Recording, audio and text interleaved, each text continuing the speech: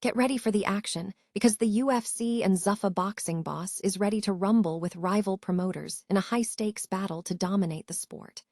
The hard-charging Dana White, who transformed MMA into a global juggernaut, is diving headfirst into boxing with the launch of Zuffa Boxing, aiming to completely revolutionize the sport by tearing it apart and rebuilding it from the ground up.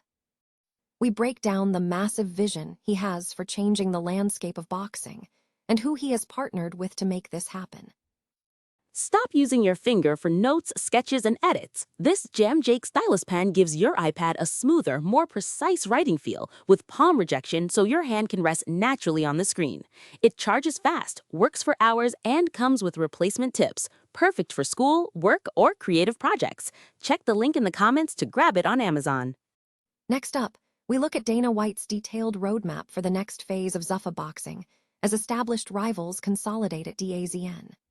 Dana White revealed plans for massive signings and an 8-division championship structure, while the opposition, including Top Rank, Matchroom Boxing, Golden Boy Promotions, and Queensberry Promotions, have all inked huge deals with the global streaming platform DAZN, setting the stage for a major clash in the boxing world.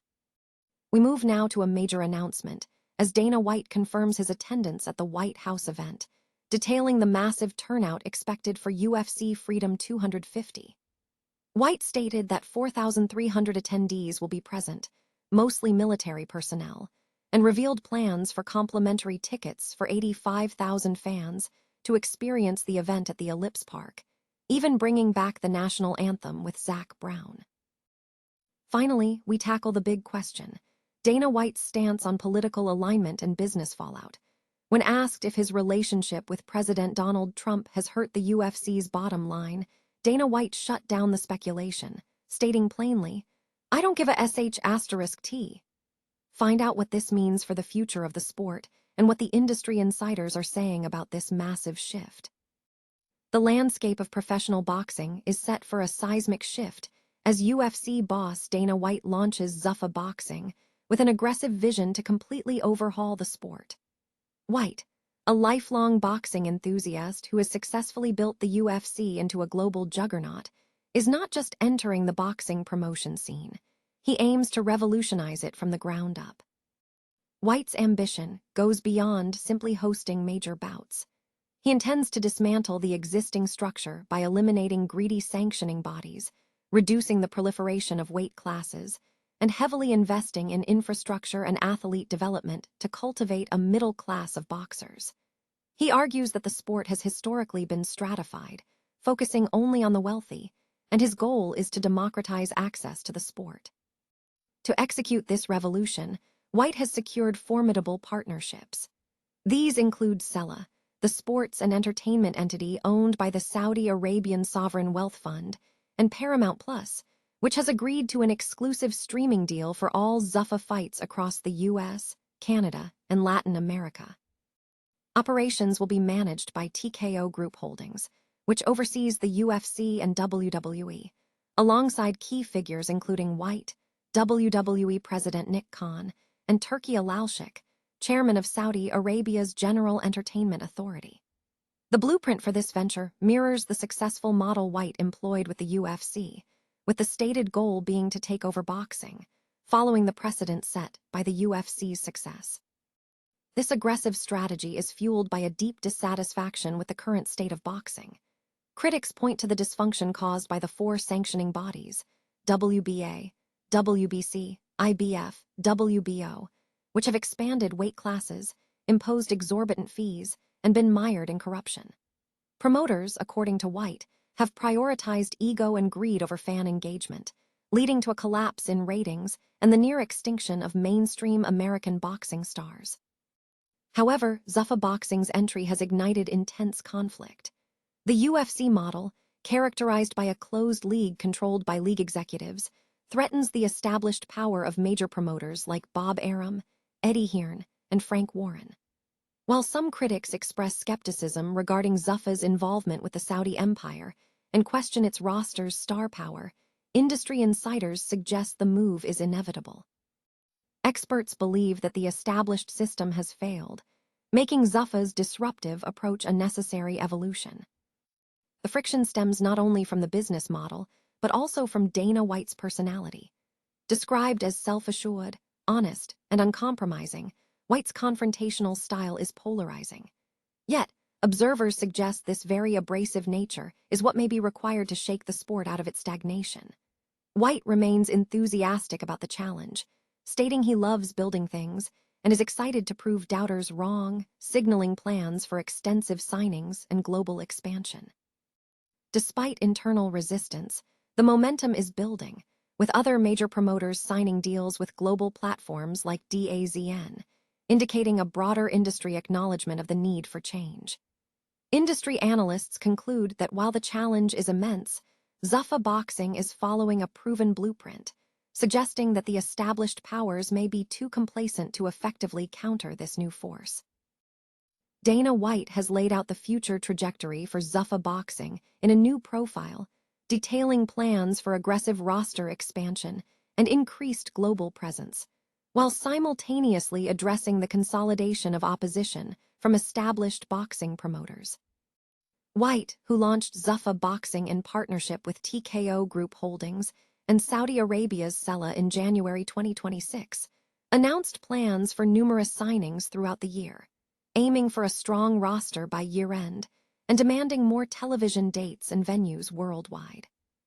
White reiterated his core critique of the existing boxing structure, citing the proliferation of sanctioning bodies, the wide range of weight classes, and the lack of a viable middle class for professional boxers, characterizing boxing as historically favoring the wealthy. Zuffa Boxing has already staged 5 events at the Meta Apex in Las Vegas, signed nearly 100 fighters, confirmed an 8-division championship structure, and crowned its first title when Jai Optea defeated Brandon Glanton in March. The promotion's operations are managed by White, WWE President Nick Khan, and Turki Alalshik, chairman of Saudi Arabia's General Entertainment Authority. A significant industry development highlighted is the consolidation of Zuffa's rivals on the DAZN streaming platform. Top Rank, Matchroom Boxing, Golden Boy Promotions, and Queensberry Promotions have all secured multi-year agreements with the British-based platform. This alignment led to a U.S. linear television deal with Warner Bros. Discovery's TNT Sports, launching a monthly series called The Fight on July 4th, featuring WBO lightweight champion Abdullah Mason's defense against Joe Cordina. Kevin Rooney of Matchroom noted that Zuffa's arrival has spurred cooperation among previously resistant promoters. Veteran promoter Lou DiBella expressed confidence in Zuffa's dominance, suggesting the consolidated opposition is ineffective and that Zuffa is following a proven blueprint. White acknowledged the ongoing resistance from sanctioning bodies and media, framing the conflict in business terms while expressing enthusiasm for building the venture.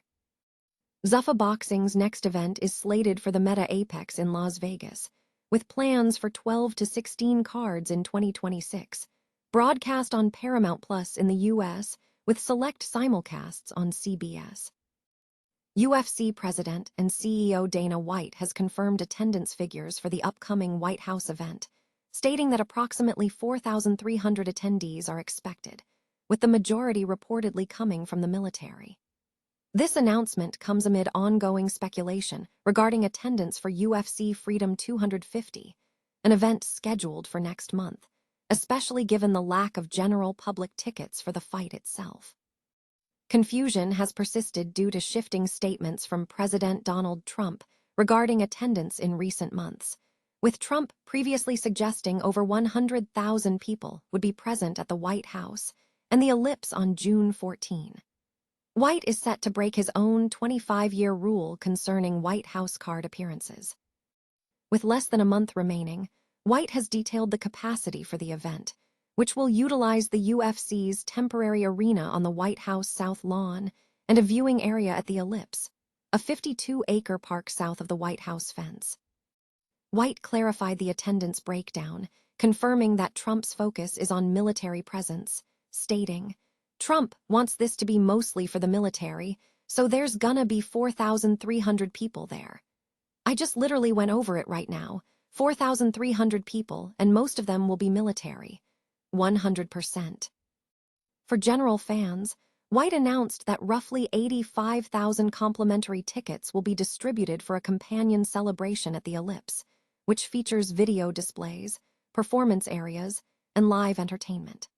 White encouraged fans unfamiliar with Washington, D.C. to register for these free tickets, emphasizing the opportunities for events in the area. Further details regarding the event include White's revelation of construction progress from a previous trial run of a temporary outdoor studio facility in Pennsylvania, which featured an enormous arched structure equipped with illumination equipment. Additionally, White has announced a significant change. The national anthem will be performed at UFC Freedom 250, with country music star Zac Brown scheduled to perform the Star-Spangled Banner during the evening, marking a departure from White's long-standing policy against performing the anthem at UFC events.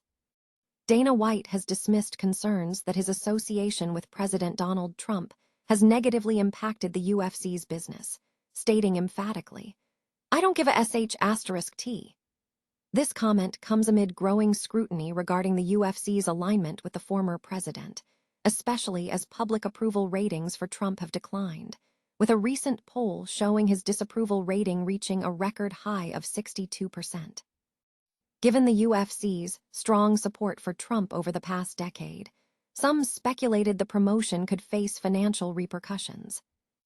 In a statement on the right-wing Katie Miller podcast, White explained his position, noting that post-COVID experiences have led him to prioritize business relationships based on personal alignment.